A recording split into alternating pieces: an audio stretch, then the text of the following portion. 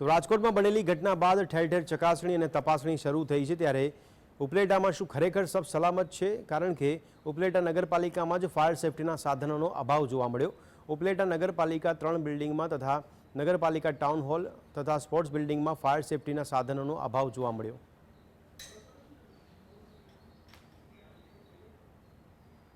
ઉપલેટા નગરપાલિકા કે મામલતદાર કચેરી દ્વારા આ અંગે કોઈ પણ જાતના પગલાં લેવામાં આવતું હોય એવું કંઈ દેખાતું નથી।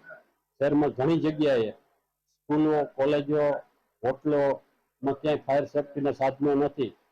ખાનગી મિલકતો તો મૂકો, પણ જે સરકારી કચેરીઓ છે ત્યાં પણ ફાયર સેફટીના સાધનો નથી। જે કચેરીઓમાં સતત દરરોજ 1000, 1500, 2000 માણસોની આવજા હોય છે, એ સરકારી કચેરીઓમાં પણ ફાયર સેફટીના સાધન નથી। ત્યારે આ વહીવટીતંત્ર ઘોર બેદરકારીમાં છે અને અહીંયા કોઈ પણ અનિચ્છનીય બનાવ બને એ પહેલા તો સરકારી કચેરીઓમાં ફાયર સેફટીના